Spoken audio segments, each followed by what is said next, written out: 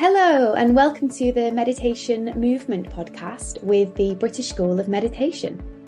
In this podcast, we will share all things meditation, including showcasing the wonderful work that our Register of Meditation teachers are doing all over the country and further afield in helping so many people benefit from this amazing practice.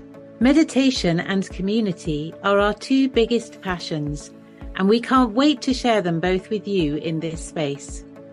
So sit back, relax, maybe even close your eyes, and don't forget to breathe. We hope you enjoy this episode.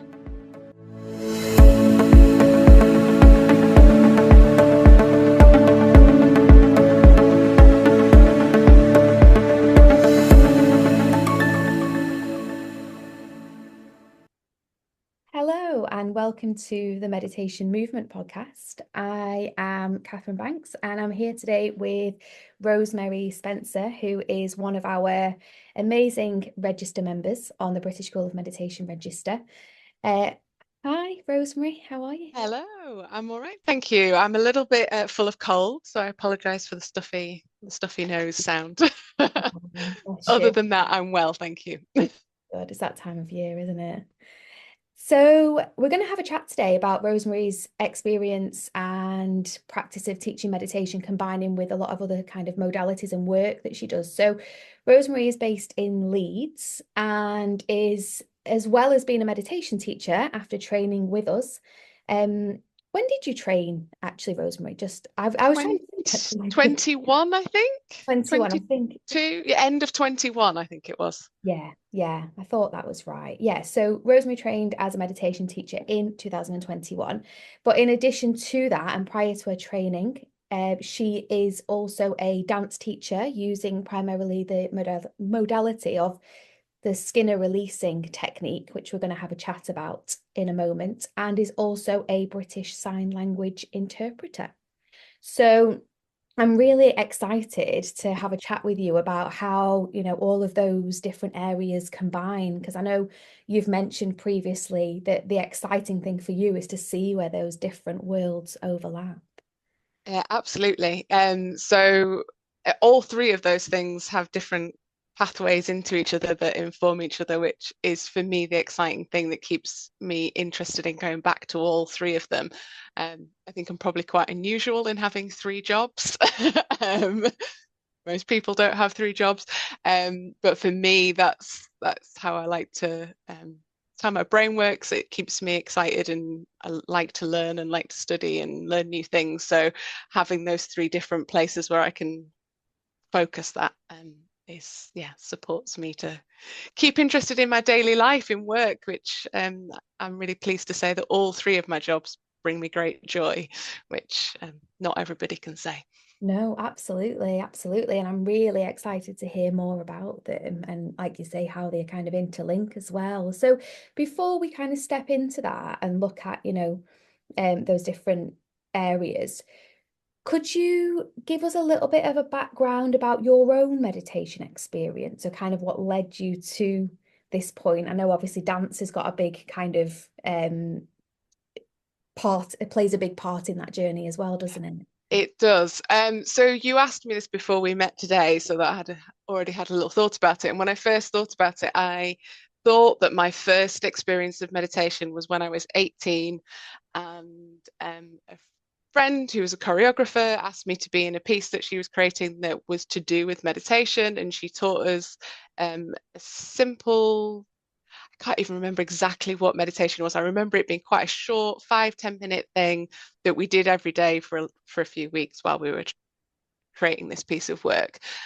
However, since then I've remembered that in my teens my mum taught me to do was basically an object contemplation on the back of my hand. I started getting anxiety in my teens, and my mum has struggled with anxiety throughout her life, which I don't think she'll mind me sharing. And this was a practice that somebody had taught her, some therapist or somebody, I'm not sure who, to notice everything, every detail of what at the back of your hand, and to bring that into focus when she was struggling or feeling overwhelmed. And I remembered that just before this call, I just suddenly thought, oh, actually, that started in my teens. My mum taught me that when I was, I don't know, maybe 14. So that was probably the first seed that I hadn't even remembered until now. And then while I was at university, I started practicing skinner releasing technique, which we'll talk a little bit more later, but it has meditative elements within it, moments of stillness where you're working with imagery. And that became my main practice for the next 10 years of my life, using it inside and outside the dance studio. So using it as a standalone seated practice rather than a moving meditation practice. And then somewhere around my late 20s, I started suffering more with my anxiety, and I was trying to use bits of the Skinner work to help me, but I was really quite unwell. I was unable to go to work for a while, and a colleague mentioned a meditation app and using that and how it really supported them.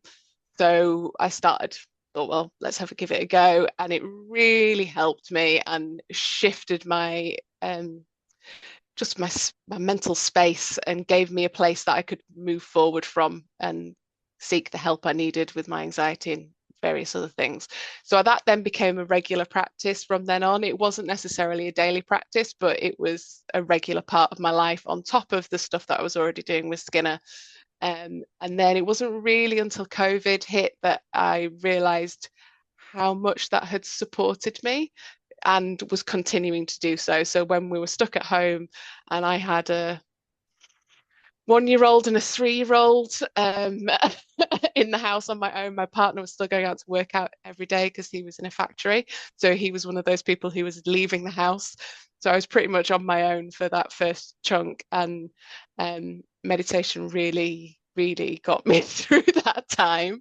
And during that, realized actually how many people could be benefiting from having this practice, even a simple counting the breath practice, how many people could really benefit from having that in their life. And knowing that I wanted to share that, and I already had bits of meditation integrated into my dance practice, but I never felt fully confident teaching them because I didn't have the teaching background of meditation. I had the teaching background of dance. So then I sought out becoming a teacher and met you, Catherine. Yeah, fantastic. Wow, what a journey. I love how, you mentioned that it was it's your experience and your kind of, your recognition of the power of meditation that led you to want to go on and teach this to other Absolutely. people. Yeah, I think that's really important as a teacher, isn't it? To kind of recognize the benefits and the power of what we are teaching ourselves, rather than it just being something that we're doing, because we kind of have an idea that it helps, but if we can really resonate with those benefits, that's what makes our teaching so powerful, doesn't it? I think so. And I think if you can speak from experience, then that, people feel more comfortable in the space. And that it's not as simple as just sitting and breathing sometimes. Absolutely. That people are struggling while they're sat there sometimes. And if you've had that experience, then you can allow your space to hold that. I think, yeah. Yeah, absolutely. I agree with you. So you mentioned Skinner releasing. For those people that don't know kind of much about that type of kind of dance modality, could you give us a bit of a background as to what it is? I can. So Skinner releasing technique was developed in the 70s by a lady called Joan Skinner. So that's where the Skinner bit comes from. People are often like, it's something to do with peeling your skin off. No, it's not. It was her last name. And she was a professional dancer who danced with the Graham Company in America. So she was touring America, if not, I don't know whether she toured the world, but she was definitely touring America. And she injured her back and realized that this kind of repetitive movement training wasn't good for her body. She ended up not being able to perform professionally and went away for a long period of time to work on ways of finding all of that movement technique that she got from traditional dance technique classes, but through a different entry point. She was also looking at things like Alexander technique at the same time, and some Zen Buddhism as well. I know that was a part of her awareness.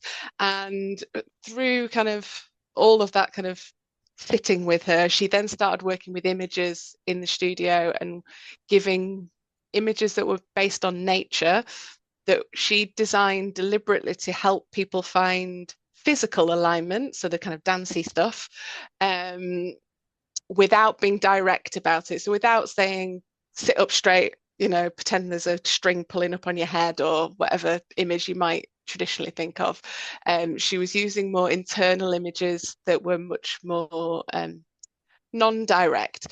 And what she kind of created was this beautiful body of work that has moments where you are laying on the floor with an image, working completely internally, so you're not moving in the space, you're sticking with an image. And as opposed to an image that we might think of in visualization and meditation, where we're going on maybe a journey from one place to the next, traveling through a forest or wherever, you're working with quite a small image. So it might be the breath as white mist and how that travels through the body.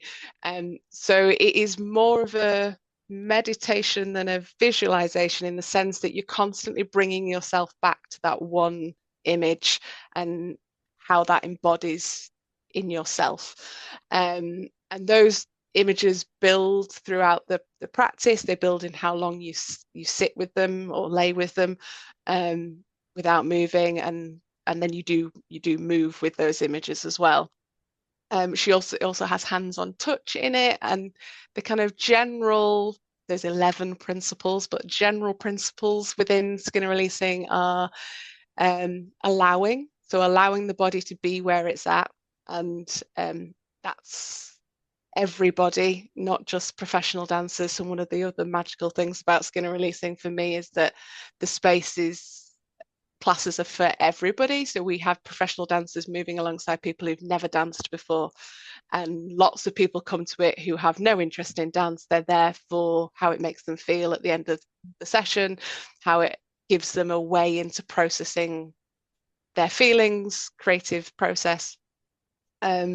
So that's one of the lovely things. It's about allowing. There is a lot of kind of elements of aligning not the body but the mind with the whole universe. So we talk about finding physical alignment, but that we're all part of a greater universe. We're all connected to all things, that the world, the universe has a web-like quality to it, so that we are connected with everything. And that's it's just completely embedded in the work and the imagery, that we're constantly working to become aware of this alignment with the greater universe. So there's a lot of things in there that align particularly with Buddhist principles, but I suspect lots of meditative practice principles. The lovely book called Skinner Releasing Technique, a Movement and Dance Practice, which has lots of chapters written in it by different teachers, and Alex Crow has written a chapter in there. And in fact, what is the chapter called? I have the book with me. It's called something lovely, called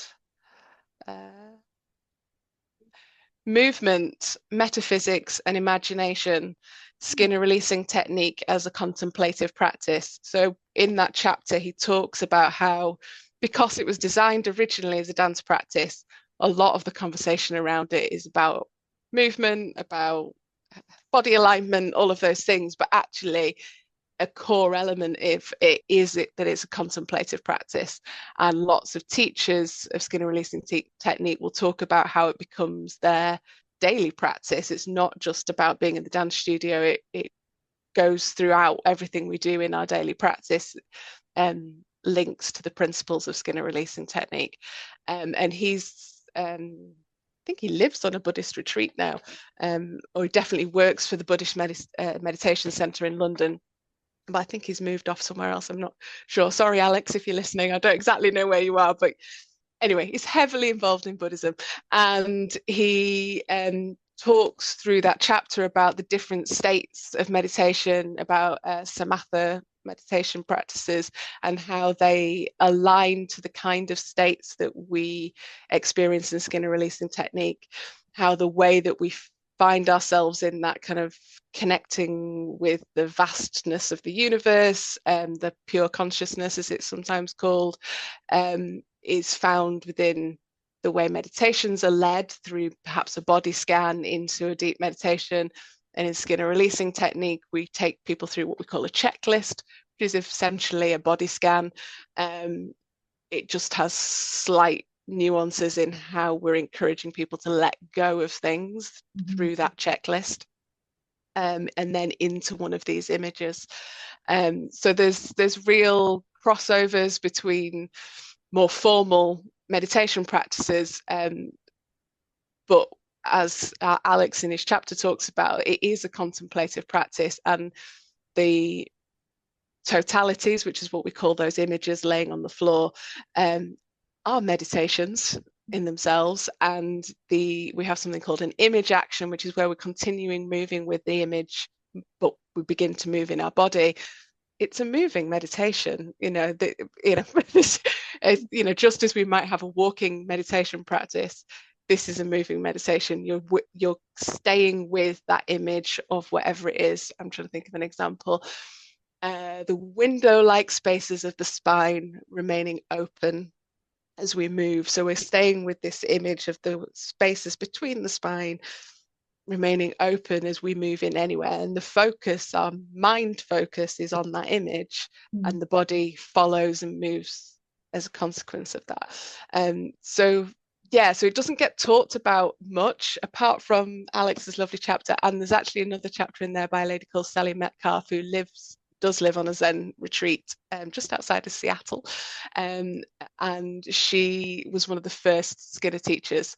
And she talks about how her Skinner releasing technique informs her Zen practice now, and how when she's teaching Zen, she often uses little bits of Skinner that pulls through. So that's kind of Skinner releasing technique, not very much in a nutshell. Quite an expansive explanation. Does that make sense at all? Because I appreciate that Skinner releasing is quite a out there idea, because it's not a dance technique and it's not a formal sitting practice. It's something in between. Yeah, no, that's so fascinating. Thank you so much for sharing. I think from everything that you were saying, when you were talking, then I was just thinking, as you said, it's meditation, isn't it? Yeah. It's movement meditation, what you're teaching effectively. Absolutely. It is a movement meditation. And Joan used to talk a lot about the psychophysical self, which was because she originally started talking about the psychophysical self, so the mind-body connection, and she moved towards just saying the whole self, because there isn't a duality. These two things are the same, and as we go along, we're finding more and more in science that, in fact, last week I read an article that said they've just discovered that non-neural cells have memory. Wow, yeah. Which is just, for me as a movement-based practitioner, is huge, because I'm talking about letting go of tension in all these parts of your body that then has a knock-on effect psychologically. But we're now showing that, these non-brain cells have a memory as well, which is massive for me. Sorry, it's a bit of a side note. But Absolutely. It's really interesting, isn't it? It's like, the understanding that, if we experience trauma, or we have emotions held in the body, isn't it? And yes, to be able to bring that kind of movement element into meditation and combine the two, I can imagine. Yeah. Well, it's so powerful. Like to say, being able to release, which is ultimately what the practice is about, I'm assuming. It is. It's about allowing self to be. It's about letting go of held tension that impinges on our physical alignment, but it also impinges on our whole self alignment in terms of with the universe. And I have been using some of the totalities in my formal seated meditation. I've been doing that for myself for a very long time, but I started introducing it into my weekly class, and it's going down a storm. They love it. They really love it. They love the images for its connection to nature, but also with the images we use very specific movement, very specific music that supports the image. And I think, I think the class really enjoy having that element of music in there as well. That's really specifically chosen for the image. Yeah. And quite a different way of entering into the practice for them, but it's working really well. So I've got there's 2 or 3 that I've kind of adapted to be a seated practice, and I'm working on a few others. That sounds incredible. Well, that kind of leads me on to my next question, because I was going to ask how, how you found having the training in meditation, and kind of formal meditation training, how has that informed your Skinner releasing work? And I know, because I know you teach meditation as a formal practice, whether it's seated or lying down, or rather than the movement. Do you find that kind of having that training and that knowledge has informed your work on a deeper level with Skinner releasing? Yeah, I think that now when I'm practicing, when I'm teaching, I'm really aware of what am I aware of? I'm really aware of the way in which I'm holding space, which I already had an awareness of, and it was already a big part of my practice. But I think in terms of things like reminders and bringing people back to whatever the anchor is, I'm really aware that actually in Skinner releasing we don't do that in the same way, and I've actually started dropping in a few more reminders than I would have originally, particularly with beginners, because I think my awareness of how long that time can feel was really has really been brought back to me, because I think I'd got too far away from being a beginner and hadn't remembered that. So that's something that's definitely kind of popped back in. And I also think I just have an understanding of what's happening potentially, because the research hasn't been done on Skinner releasing, but it has been done on meditation, about what is going on in the brain. So one of the really exciting things that happens for lots of people when they do Skinner releasing is that they say after they've come out of an image, these meditative states, that they feel the kind of flow of creativity, that there's stuff coming forwards, and you see it in their movement. We do writing practice at the end of class, so people can do any kind of reflections or drawings. You see it in these beautiful drawings. Even in myself, I am not a good drawer. It is not a skill I have, except at the end of a Skinner releasing class, sometimes these things I draw, I'm like, oh, where did that come from? So this kind of creativity, and we know that with the different brainwave states, the kind of creativity. Is it theta? Is that right? Is it a theta state that has the creativity thing? Yeah, alpha. Yeah. So that's kind of stimulated. So that's really fascinating kind of connection for me to see that in the studio and be like, oh, I think that's because we're connecting with those brainwaves and that state. So that's quite exciting as well. So yeah, I think it has informed my Skinner teaching. I think I feel comfortable to lean further into the deeper states with students. But I also think, the other way, like I was saying, it informs my formal practice teaching.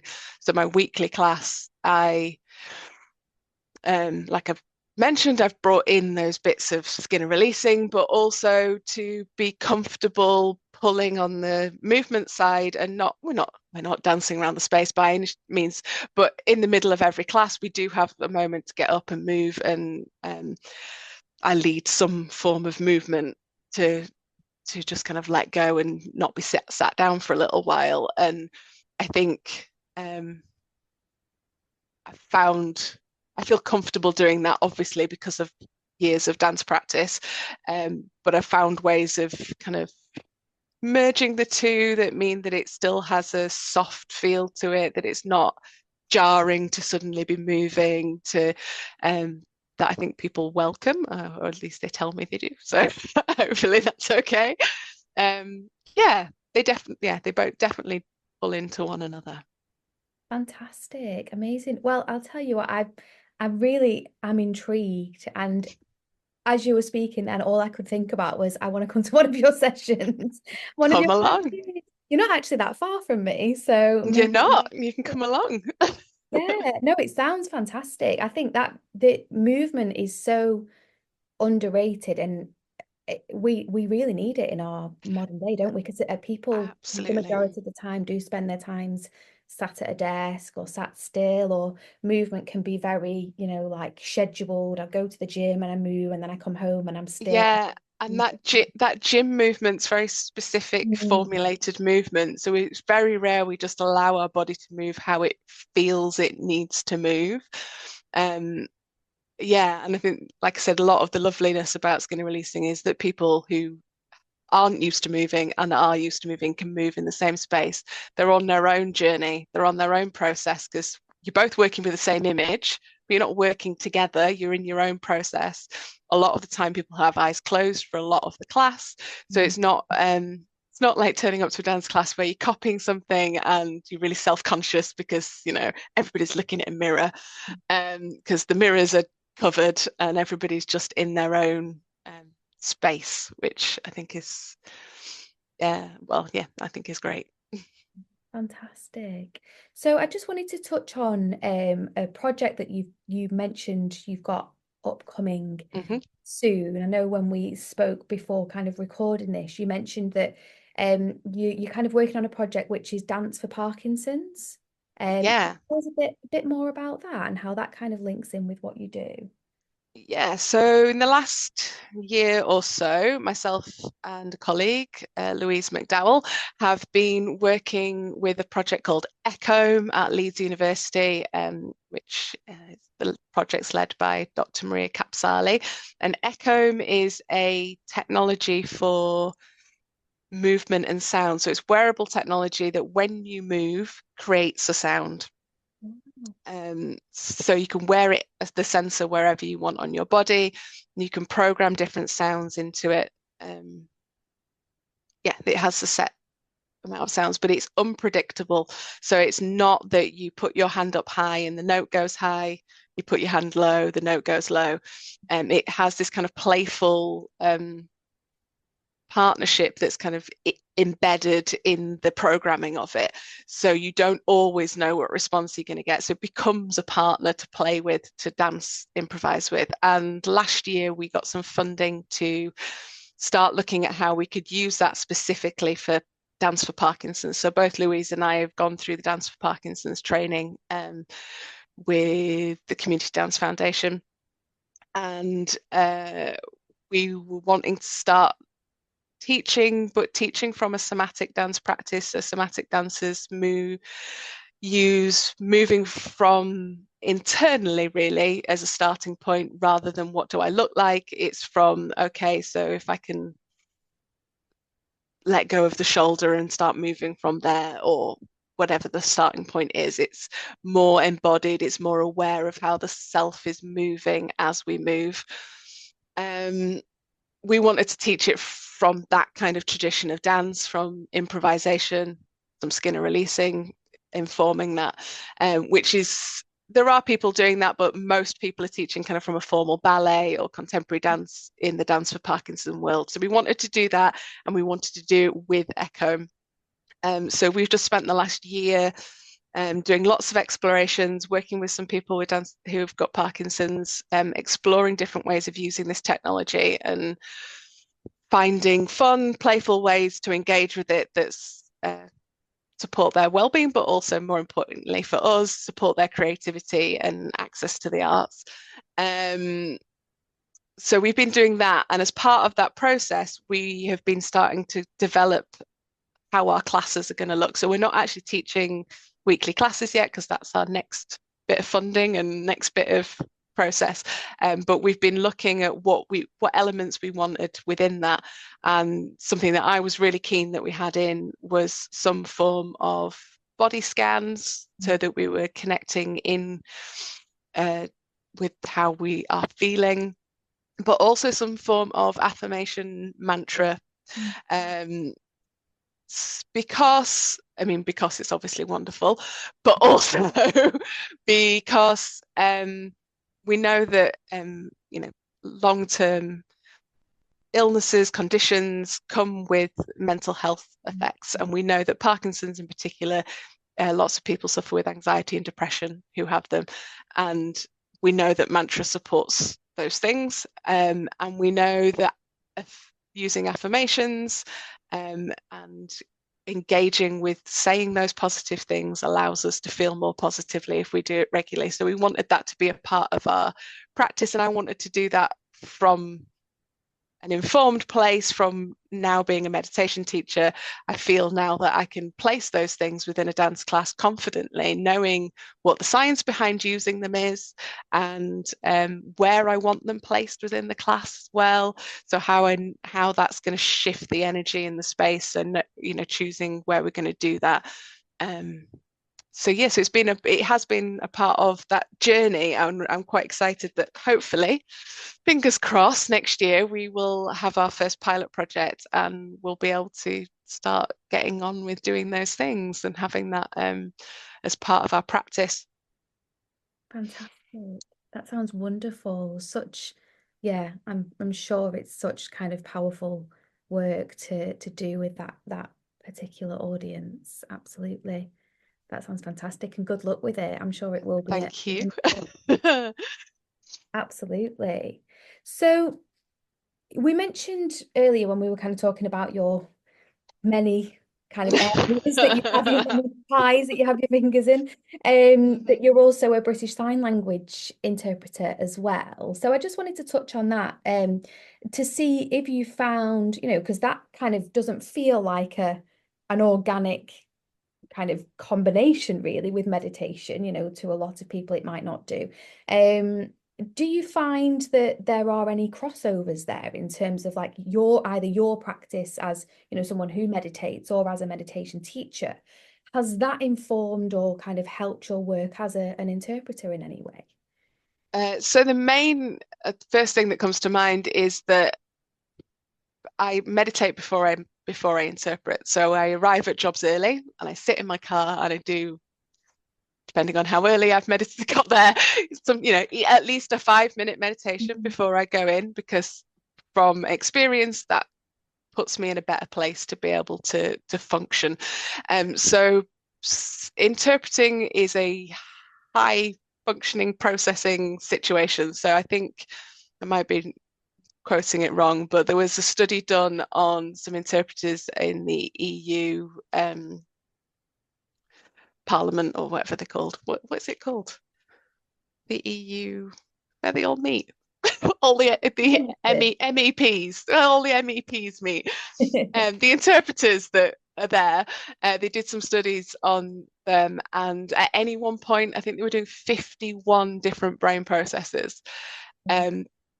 So it's not as simple. I mean, it's not that simple, but you are processing 2 languages, but you're also doing cultural mediation. So different cultures have different norms. So sometimes you're having to drop things and shift it into a different cultural appropriate statement. You're listening to everything that's going on in the room, as well as the conversation you're having perhaps between 2 different people, because you might need to let them know that something's been said over there. There's all sorts of stuff you're doing all at once. So it's a really heavy process, and sometimes for a long period of time. So we often work in pairs if we're working anything over an hour, 2 hours, because you just can't maintain that level of focus for that long. However, meditating, I from experience, feels that it gives me a longer period of time that I can focus for.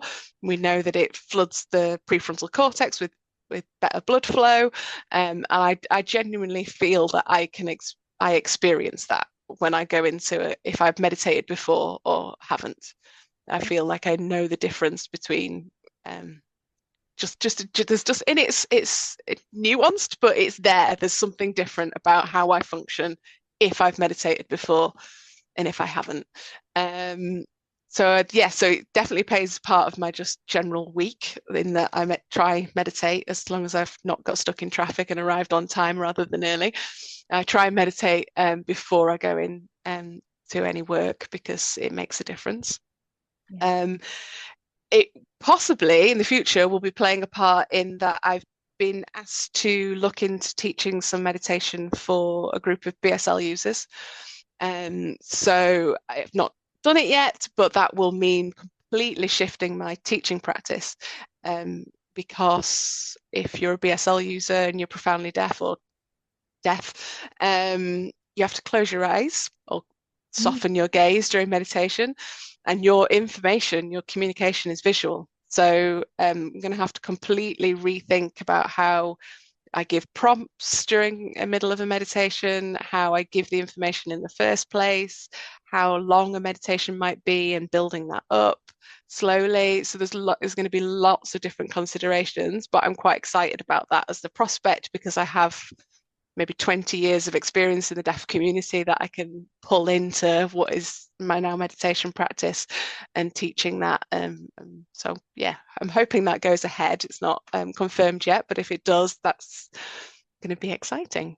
Yeah, absolutely. I'd love to have a chat with you if and when I'm sure it will, but if and when it does go ahead, because I think Yeah, that, like you say, it's really important, I think, as teachers that we do always consider how we can make practices accessible, isn't it? And I think that is one, I mean, it doesn't sound like it'll be easy, but I think it's really important. Well, it is really important to have that awareness and think of these kind of adaptabilities and how we can kind of make meditation available to everybody, absolutely.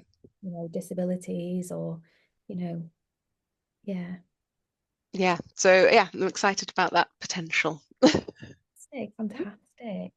So we've touched on loads there, which is fascinating, really, really fascinating to hear about and kind of see all of the amazing work that you're doing. So can you just tell me a little bit more about how kind of people can work with you who would like to learn how Yeah. to meditate, or whether it's a combination of meditation and dance? What are the kind of classes or courses that you offer? So I have a weekly class in Pudsey in Leeds, at Pudsey Wellbeing Centre, which is called And Breathe, and that's on a Tuesday, 7 till 8 every week, unless it's a half term and we've decided to have a break, but generally every Tuesday. You can find information for that on my website, which is www.rosemaryspencer.com. So on there's a meditation tab and it has the link through to how to book for sessions. I teach an annual skinner releasing intensive, which is called Moving Landscapes.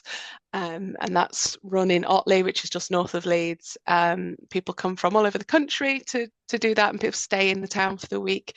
And we work with skinner releasing technique and moving outdoors. So we go take the images from the technique out into beautiful landscapes. So we go to Brimham Rocks. If anybody's ever been to Brimham Rocks, it's the most amazing rocky landscape. And we also go to some beautiful secluded forests and work with images and being in that space and connecting with nature.